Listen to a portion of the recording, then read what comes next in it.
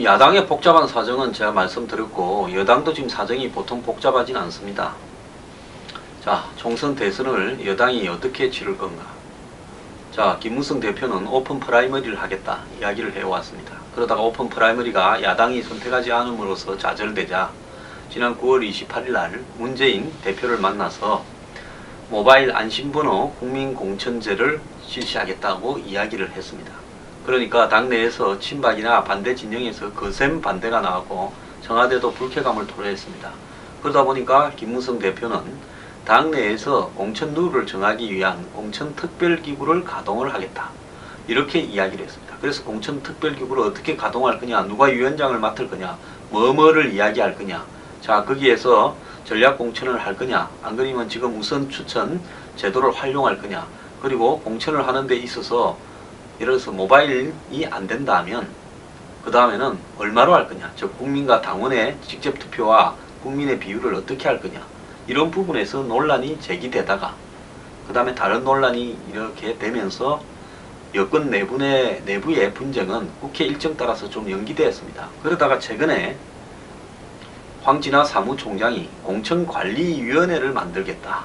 그래서 공천과 관련되는 문제를 다 거기서 논의하겠다고 하니까 서청원 최고위원이 공천특별기구를 통해서 룰조차도 지금 안 만들면서 공천을 어떻게 관리한다 말이냐라고 이야기하면서 또 이 내분이 좀 불거졌습니다.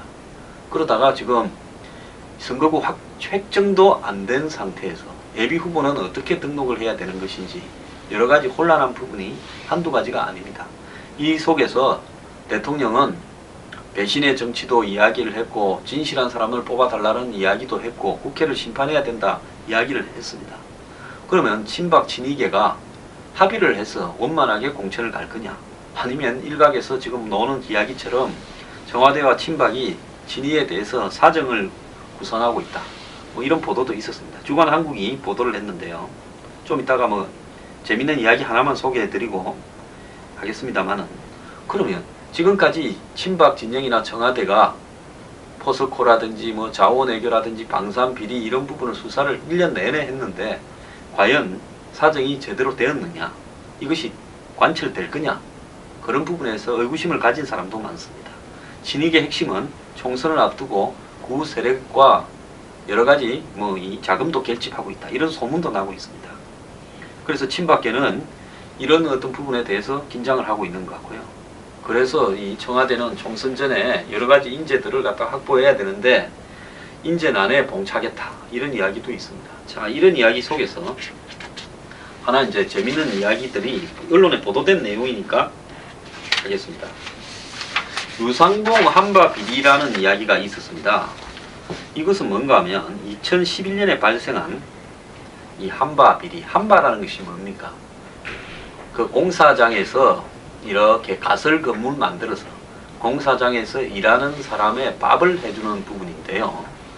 이게 공사 규모가 크고 몇 년 가는 것 같으면 굉장히 짭짤한 이익이 되기 때문에 요즘은 선으로 매덕을 갖다가 투자를 해갖고 한바 이 사업권을 딸라고 날리고, 대형 건설사들은 이 한바 사업과 관련해서 엄청난 항상 그 이권 그 다음에 비리 구조에 항상 이게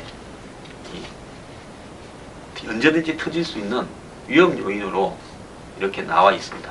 그래서 과거에는 대형 건설사들이 정치권과 연계된 브로커에게 한바 사업을 넘겨주어서 그 브로커는 그 한바를 따가지고 어디에 팔고 거기에서 목돈을 미리 받아가지고 정치권에 상납도 했다, 뭐 이런 이야기들도 난무하고 했습니다.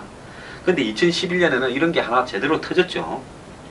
당시에 이 한바 비리 사건에 유상봉이라는 이런 일을 하는 전문 정거관계에 발이 넓은 브로커가 당시에 구속이 되어서 법의 심판을 받았는데, 당시에 강일학 전 경찰청장이 연루가 되어서 옷도 벗고 좀 시끄러웠죠.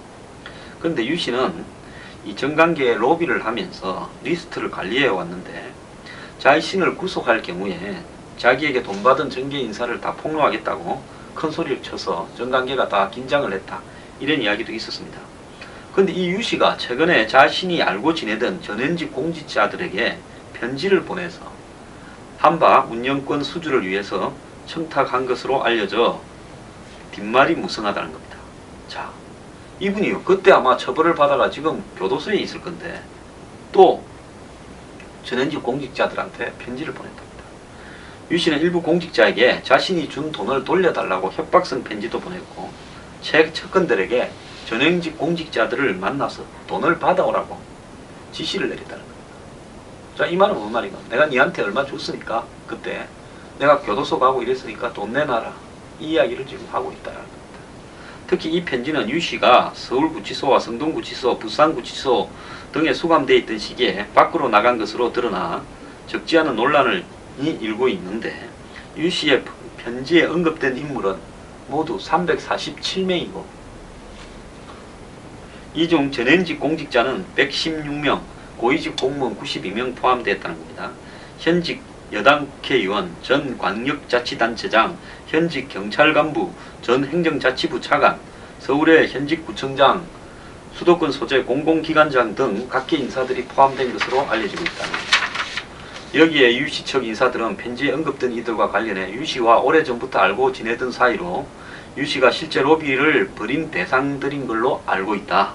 말에 총선 전국대 유씨의 서신이 판도라 상자가 될 가능성을 키우고 있다. 이 말은 뭔가 하면 지금 교도소에 있는 유상봉이라는 한바 브로커, 한바만 한 게 아니라 정치권의 여러가지 이권에 여기저기 이렇게 개입을 했던 사람으로 많이 알려져 있는데 이 사람이 여기저기 돈을 뿌리고 다녔는데 한바 비리 사건으로 인해서 구속이 되었습니다. 근데 하나의 사건으로 그냥 구속을 시킨 거죠. 근데 이 사람이 감옥 안에서 자기한테 돈을 받았던 사람들한테 편지를 다 보내고 있다는, 돈 내놔라. 자, 또 정치권의 한 인사는 이와 관련해 편지의 유출공 경로나 작성 내용이 여러 면에서 정치적인 냄새가 난다고 주장했다고 합니다. 이 관계자는 유 씨로부터 로비를 받은 인사들 중 친이계 인사들이 적지 않다. 뭐 그때는 이명박 정권이었으니까 친이계 인사들이 힘이 있었죠. 뭐 친박계들이 힘이 있었겠습니까? 그런데 이 편지가 검사실에서 외부로 나갔다라는 말이 돌고 있다. 심지어 편지에 거론된 인물들 중 일부는 검사실에서 유 씨를 만나 협박을 당했다는 말까지 들리고 있다. 자, 이제 이걸로 보면 이 사건이 터지기 전에 이 사건과 관련해서 겁을 먹고 있는 쪽이 정치적으로 누군가가 유 씨의 편지를 갖다가 터지도록 알리고 있다.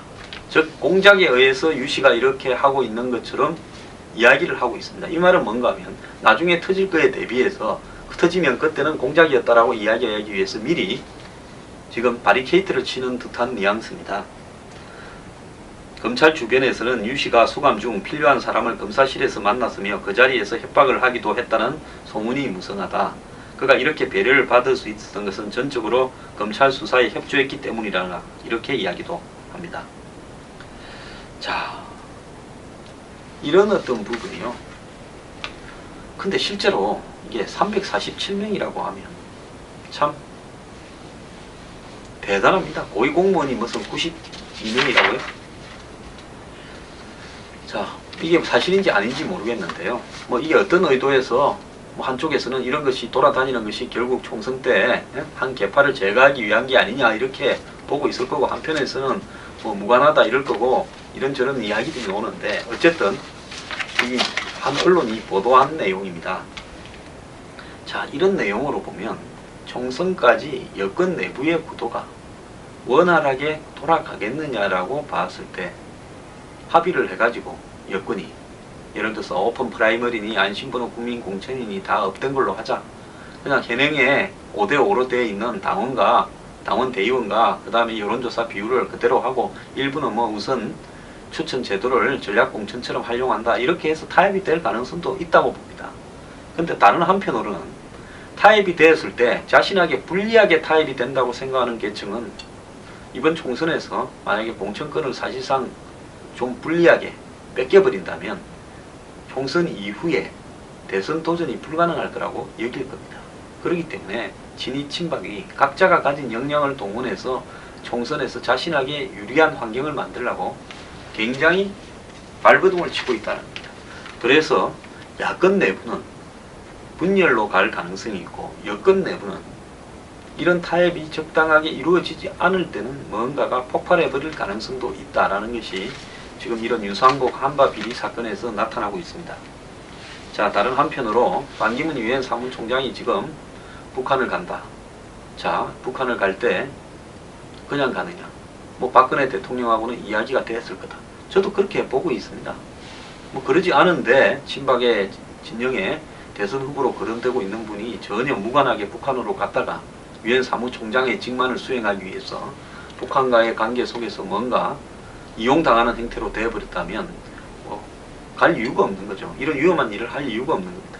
그래서 지난 9월 달에 유엔 총회 때 대통령도 박 대통령도 가서 연설을 하고 할 때 반기문 사무총장을 7번 만났고, 그때 북한의 외무상인 이수용이 뉴욕에 있었다. 그래서 이수용은 스위스에서 김정은의 후견인으로 스위스 대사를 이철이라는 이름으로 굉장히 오래 있었다. 그래서 실질적으로 김정은의 거의 후견인 대리인 역할을 수행하고 그 자금도 외국에 있는 은행을 통해서 관리해온 사람이다. 그렇게 본다면 이수용이야말로 김정은의 오른팔인데, 그런 오른팔이 그때 9월 달에 있었다면 반기문 총장이 가는데 상당한 조건은 서로 협의된 거 아니겠느냐. 마지막 북한에서 요구하는 부분이 지금 더 요구를 하기 위해서 날이 안 잡히고 있는 게 아니냐, 이런 이야기도 있습니다. 또 이 지금 파리에서 기후변화 협약이 어제 있었는데요. 이 협약이 이 반기문 총장의 최대 업적이 될 가능성이 있고 이걸로 반기문 리더십이 뜨지 않냐, 이런 이야기도 있습니다. 중요한 것은 이 한국의 여당, 특히 그 보수 정당의 이 뭐 지금 새누리당이라든지 그 이전에 있었던 한나라당, 신한국당, 뭐 민자당, 이런 이 정당의 성격으로 보면 천하의 반기문이라도 당 내부의 경선 구조에서 이렇게 함부로 할 수 없는 부분이 있습니다. 야권은 바람이 가능합니다. 작업이 좀 들어가는. 근데 제가 알기로는 여권은 아무리 반기문이라도 반기문 사무총장이 경선을 할 만한 유리한 환경이 내부에 조성이 되어 있지 않으면 이 대선 후보가 되기 어려울 수가 있습니다. 그러면 그거는 어떻게 하면 대선 후보가 되기 쉽느냐? 내년 총선에서 박근혜 대통령이 반기문 총장이 대선 후보가 되기 위한 공천을 그렇게 해놓는 것이, 그러면 총선이 끝나면 친박 박근혜 대통령을 따르는 사람이 숫자가 더 많을 때 유일하게 대선에 경선에 출마할 수 있는 조건이 되는 겁니다. 이런 부분들을 생각해 본다면 여권 내부도 친박 친이 간의 공천 경쟁이 쉽지만은 않을 것 같습니다.